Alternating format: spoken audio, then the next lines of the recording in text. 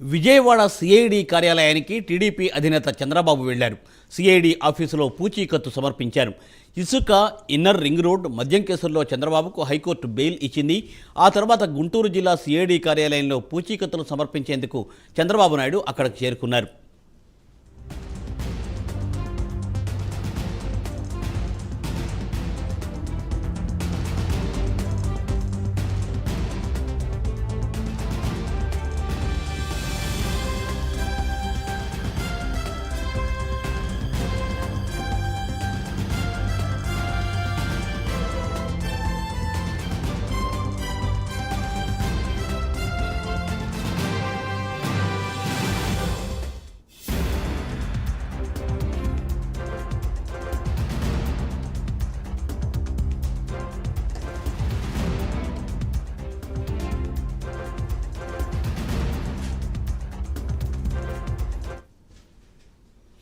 Vijayawada CID కార్యాలయానికి TDP అధినేత చంద్రబాబు విచ్చేశారు.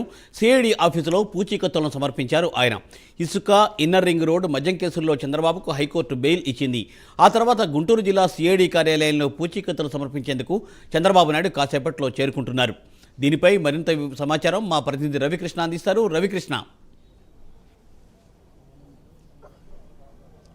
మరికొద్దిసేపట్లో చంద్రబాబు నాయుడు ఇక్కడికి గుంటూరు సిఐడి కార్యాలయానికి రాబోతున్నారు. ఏదైతే 3 కేసులకు సంబంధించి, ఒకటి ఇన్నర్ రింగ్ రోడ్డు, అదేవిధంగా కూడా ఈ ఇసుక, మద్యానికి సంబంధించినటువంటి కేసులకు సంబంధించి హైకోర్టులో బెయిల్ వచ్చినటువంటి నేపథ్యంలో పూచీకత్తు సమర్పించడానికి ఏదైతే 3 చోట్ల ఆయన మీద కేసులు అయితే ఆపాదింపబడినాయో అక్కడ ఉన్నటువంటి అధికారులకి ఆయన పూచీకత్తు ఇవ్వాల్సిన పరిస్థితి అయితే ఉంటుంది. ఈ నేపథ్యంలోనే మొత్తానికి మరికొద్దిసేపట్లో రాబోతున్నారు.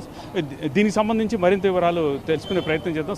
సార్ చెప్పండి, ఇప్పుడు చంద్రబాబు గారు ఇక్కడికి రావడం అనేది జరిగింది. ఆయన మీద ప్రజెంట్ కేసులు అయితే అధికార పెట్టడం జరిగింది. ఆ తర్వాత ఆయన బెయిల్ కూడా రావడం జరిగింది. దీన్ని ఏ విధంగా చూడాలి? ఈ రోజున ప్రజలందరూ కూడా గమనిస్తూనే ఉన్నారు. ఏది కూడా చేయని దానికి అన్యాయంగా పెట్టిన కేసులు ఇవి.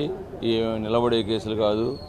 అతను ఎట్టి పరిస్థితుల్లో చంద్రబాబు నాయుడు గారి మీద కేసులు పెట్టాలనేది ఉద్దేశపూర్వకంగా పెట్టిన కేసుల గురించి మేము మాట్లాడినా కానీ ప్రజలందరూ కూడా చెప్పాల్సిన అవసరం లేకుండా ప్రజలందరూ కూడా తెలుసు. ఇవన్నీ కూడా ఉట్టి కేసులే, నిలబడేది లేదు. ఇటువంటి కేసులు అన్యాక్రాంతంగా పెట్టిన కేసులు అన్నీ కూడా ఇంతవరకు నిలబడింది ఎక్కడా లేదు. వాళ్ళ నాన్నగారు కూడా పెట్టారు చంద్రబాబు నాయుడు గారి మీద. ఎప్పుడు కూడా ఏ కేసు కూడా నిలబడినట్టు దాఖలా కూడా లేదు. జరుగుతూనే ఉంటాయి. జగన్మోహన్ రెడ్డికి కేసులు పెట్టదు నిద్రపట్టదు. ఏదో ఒక రకంగా కేసులు పెడతానే ఉంటాడు. ఎట్లా పెట్టాలా అని చెప్పేసి ప్రజాక్షేత్రంలో రానున్న ఎన్నికల్లో చంద్రబాబు నాయుడుకి వచ్చే ఆదరాభిమానాలు చూసి ఏదో రకంగా ఇరికించాలని చెప్పేసి ఈ కేసులు అన్యాక్రాంతంగా పెట్టిన కేసులు. ఇదే విషయం మీద మాట్లాడడానికి మనతో పాటు శ్రావణ్ కుమార్ ఉన్నారు. సార్ చెప్పండి, ఇప్పుడు కొద్దిసేపట్లో ఇక్కడికి రాబోతున్నారు చంద్రబాబు నాయుడు గారు. ఆయన మీద ఇప్పటికే 3 కేసులు ఆపాదింపబడి వాటిలో బెయిల్ కూడా వచ్చిన పరిస్థితి అయితే ఉంది. దీన్ని ఏ విధంగా చూడాలి? ఇవన్నీ కేసులేమి తప్పుడు కేసులు తప్ప అందులో వాస్తవాలు లేవు. అనేక రకాలుగా ప్రతిపక్ష నాయకులను ఇబ్బంది పెట్టే కార్యక్రమంలో భాగం ఇది. ప్రజల యొక్క ఆలోచనల్ని, ప్రజా వ్యతిరేక విధానాలని ప్రశ్నిస్తే కేసులు పెడుతున్నారు. అసలు ఏమీ సంబంధం లేకుండానే అనేక కేసులు పెట్టారు.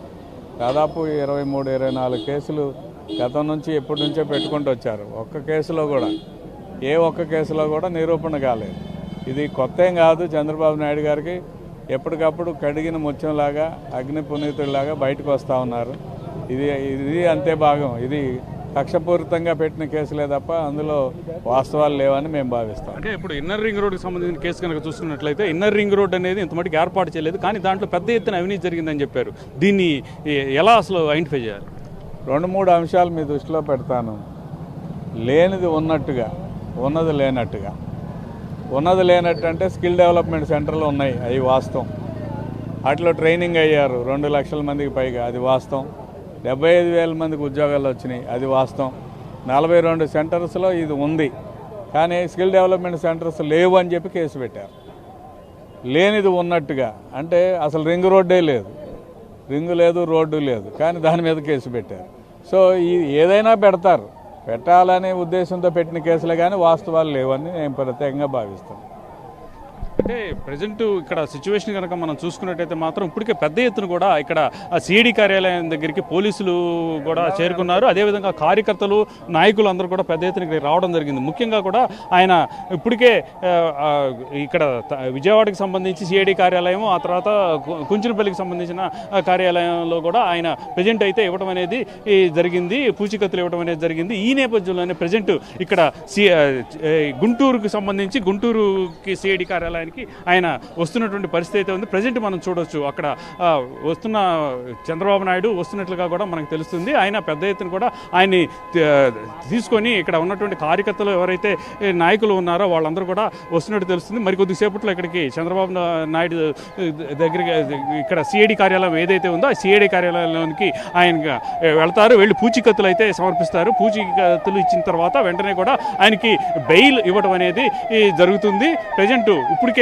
ఇక్కడికి వచ్చేసినట్లుగా కూడా ఉంది సిఐడి కార్యాలయం. ముఖ్యంగా కూడా ఏదైతే మద్యానికి సంబంధించిన కేసులు కానీ అదేవిధంగా కూడా ఇన్నర్ రింగ్ రోడ్డుకి సంబంధించిన అంశాలు ఏవైతే ఉన్నాయో ఇన్నర్ రింగ్ రోడ్డుకి లేనటువంటి దాన్ని ఉన్నట్టుగా కూడా చూపించినటువంటి నేపథ్యంలో ఈ ఇన్నర్ రింగ్ రోడ్డుకి సంబంధించి అసలు ఇన్నర్ రింగ్ రోడ్డే లేదు, అటువంటిప్పుడు ఎలా వస్తుంది అనే దాని మీద చూస్తారు. మనం ప్రజెంట్ లైవ్లో ఇక్కడ కార్యకర్తలు నాయకులు వస్తున్న పరిస్థితి, చంద్రబాబు నాయుడు కాన్వాయ్లో వస్తున్న పరిస్థితి ఉంది. ప్రజెంట్ ఇక్కడ మనం చూడొచ్చు. ఇక్కడ చంద్రబాబు సంబంధించినటువంటి కాన్వాయ్ ఏదైతే ఉందో ఆ కాన్వాయ్లో ఆయన వస్తున్న పరిస్థితి ప్రస్తుతం కనబడుతూ ఉంది. ఈ నేపథ్యంలోనే ఇక్కడ ఇప్పటికే కార్యకర్తలు కానీ అటు నాయకులు కానీ